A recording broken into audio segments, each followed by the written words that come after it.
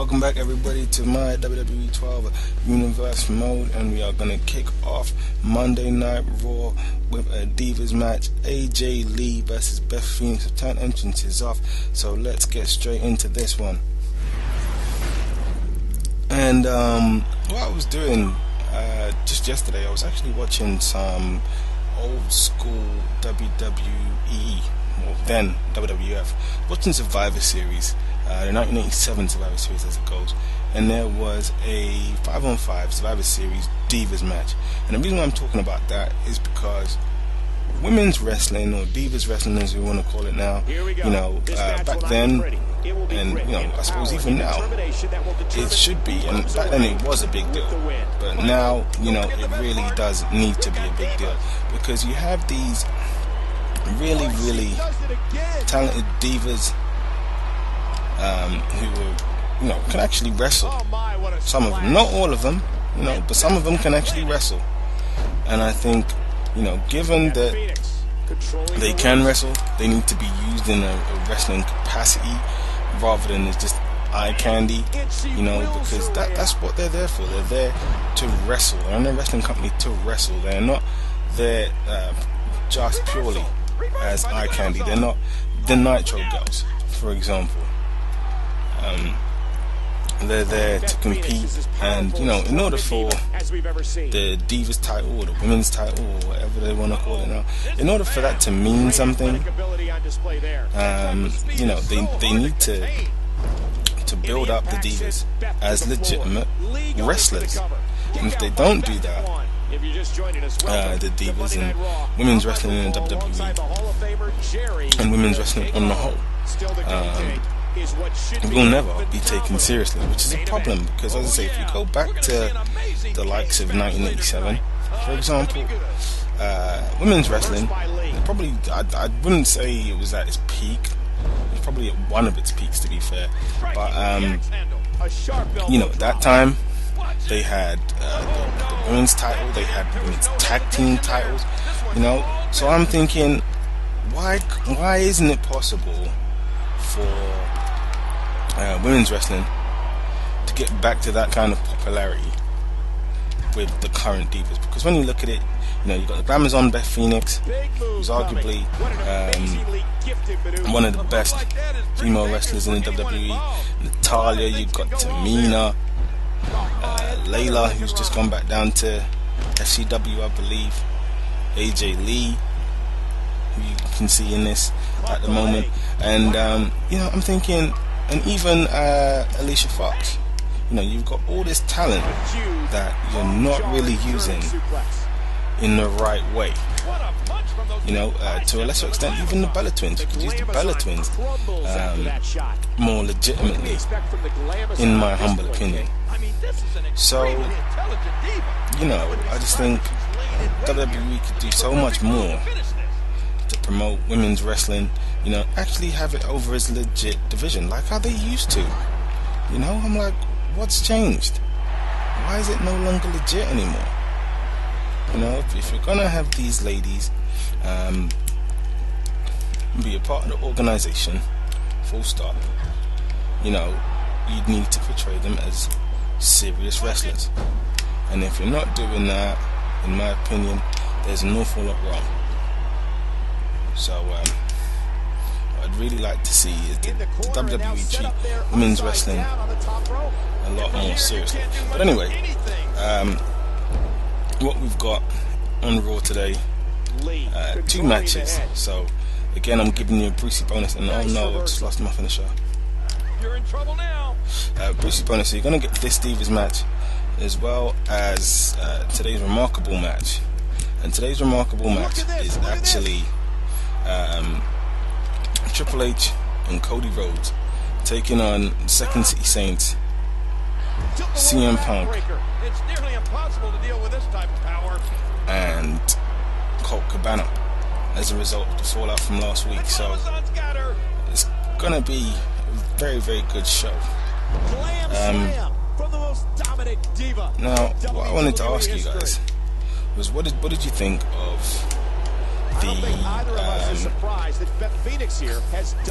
extra segments that I did, the extra How can any diva hope to stop the hooks the leg? 1. Oh no. You beat me with that. Seriously?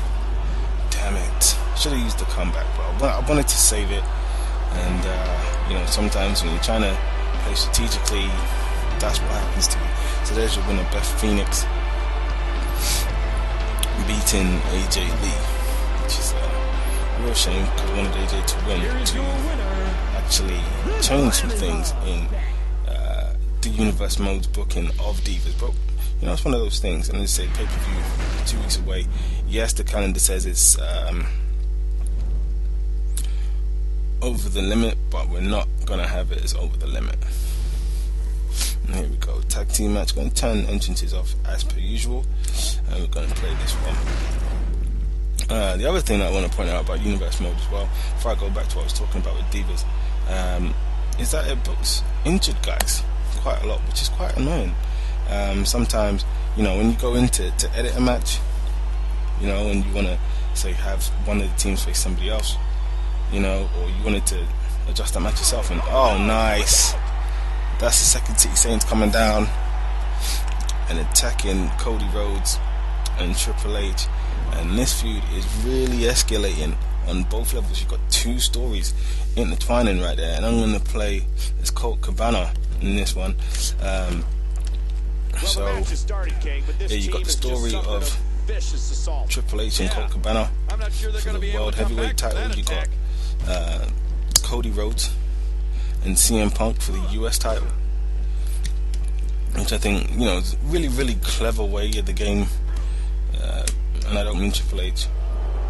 Really, really clever way for WWE 12 to put those two storylines together, which is really cool. So I think those two, Cody Rhodes and CM Punk, they're the legal men now. But I'm just going to be fighting Triple H on the outside. Desperately needs to make a tag here. Or maybe they're waiting for us to get in the ring. I don't know who's supposed to be the legal man. Oh my gosh! Sent right into that steel post.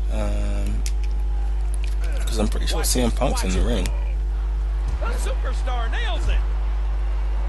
Maybe not, because I keep having Cody Rhodes come out. Watch the superstar. Incoming. Oh right, I'm somehow the legal man, even though CM Punk went in the ring with Cody Rhodes. Yeah, I'm a bit confused. And what the hell, Triple H no selling the Colt 45. Chinese has come back. And Triple H is rolling. Let's see. Oh no. He's got it. There's a spine buster. Wow. And he goes to tag. Wow. I'm a bit disappointed in that, to be honest. But here we go, Cody Rhodes.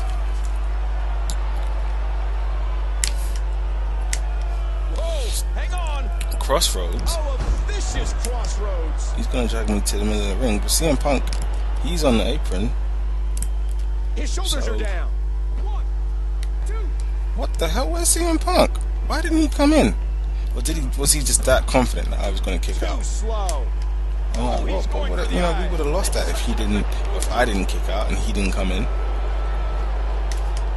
Which would have majorly sucked, but you know, what the hell?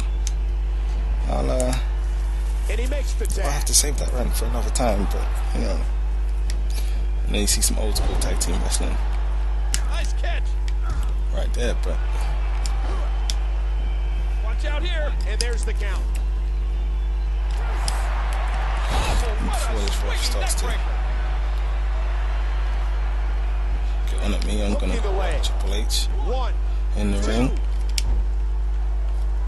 On the ring, on the outside even. But yeah, back to my point about Divas initially, you know, I really believe that in order for Divas to be taken seriously, you know, they need to be treated seriously in the first place, and they need to, you know, be given more time than just a couple minutes. You know, the matches need to be built up to mean something rather than, you know, when you see them on Raw or SmackDown, they're only given a couple of minutes. And the matches really don't seem to mean all that much at all. He's tapping. He's tapping. And Cody Rhodes tapped out. Oh dear. But I think he is actually injured, Cody Rhodes. He's actually injured in this universe. So that would probably explain why he tapped out so quickly. So there you have it. CM Punk and Cody Rhodes. CM Punk and Colt Cabana defeat Cody Rhodes and Triple H in a tag team match.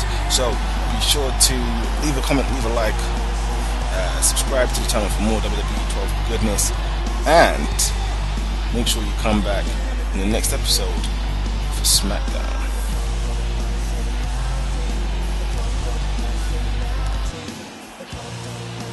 Hold on. What's he doing? Oh no, he's got a chair. Don't do this. Come on, don't do this.